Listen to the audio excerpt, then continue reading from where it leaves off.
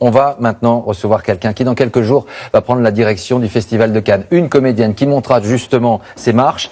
Celui qu'elle délivre, un message qu'elle délivre, c'est dans un livre en forme de manifeste, coécrit avec 15 autres comédiennes.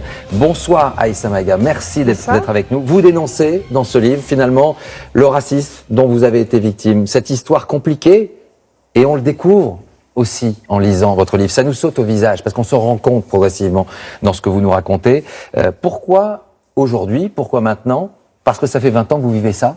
Oui, parce que ça fait 20 ans que je me dis que mon pays, j'aime mon pays, et que mon pays est un pays métissé, que c'est un pays qui a de la chance d'avoir toute cette diversité, et que avec mes camarades, parce que c'est un ouvrage collectif, on se parle régulièrement et on se dit bon bah toi t'as vécu ça, moi j'ai vécu ça, mais c'est incroyable. Et puis aujourd'hui, j'avais envie vraiment qu'on prenne la parole ensemble, femmes, noires, comédiennes, parce que c'est une façon finalement de parler de la diversité dans toute sa largeur, si j'ose dire, et de l'inclusion. Ce que je comprends, c'est que finalement, enfant et adolescente, vous n'avez pas tellement ressenti ce racisme. C'est en rentrant dans ce métier, dans cette profession, je découvre des choses assez surprenantes. Même votre professeur de théâtre qui vous dit « mais non, mais tu peux pas incarner ça, c'est pas possible ».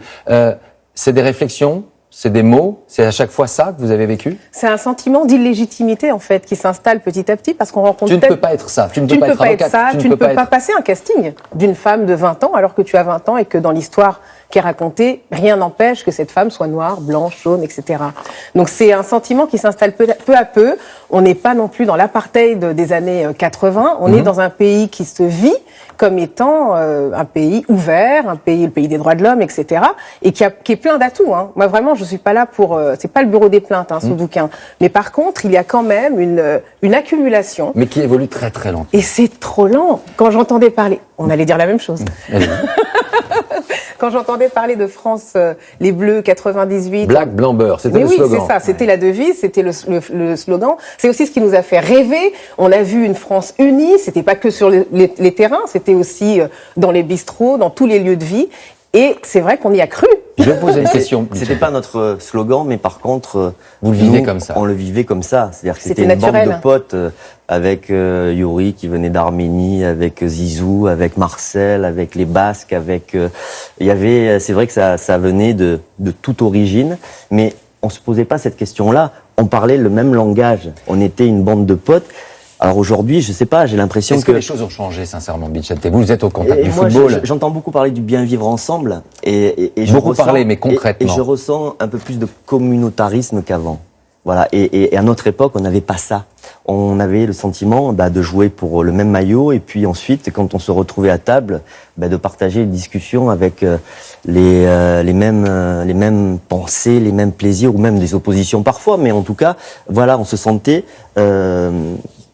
unis, totalement unis. C'est ce qui a fait notre force d'ailleurs, véritablement. On découvre également dans ces différents témoignages que finalement, une comédienne noire peut être moins payée que d'autres qui ont le même statut dans un film, que certains rôles vous sont interdits, que finalement, l'acteur ou l'actrice noire, s'il fait rire, ça va, s'il a un rôle d'infirmier ou d'infirmière, ça va, pour autre chose, c'est compliqué?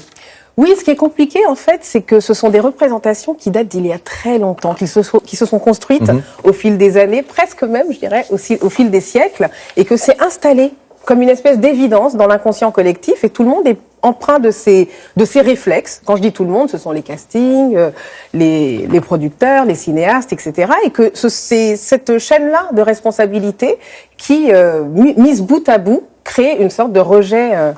Un mot d'une solution potentielle, c'est quoi? C'est les quotas? Vous voulez pas entendre parler de ça? C'est changer les esprits progressivement? Alors pour moi, la façon de changer les esprits, c'est d'abord de poser le problème, et c'est pour ça qu'on a réussi, qu'on a choisi de recueillir toutes nos paroles ensemble dans ce livre. Et l'important, c'est de réfléchir ensemble à des solutions qui seront peut-être les quotas, qui seront peut-être autre chose, mais qui sont inventées, et ce sont des solutions à la française. Et on vous verra à Cannes, monter ces marches symboliquement, toutes ensemble, pour justement envoyer ce message avec Pierre Lescure et Thierry Frémaux, qui ont donc souhaité soutenir tout cela, en espérant que progressivement, ça résonne de plus en plus. C'est vrai qu'on rencontre beaucoup de soutien, et qu'il y a à la fois dans le métier, mais aussi dans la population. Moi, je crois qu'en France, on est prêt, en fait. On est prêt à inclure toutes les diversités, toutes les différences qui composent la société française, et qu'aujourd'hui, il est temps de passer à l'acte. Ça vous surprend, Vicente, tout ça? Jean-Michel, ça vous surprend? Jean-Michel.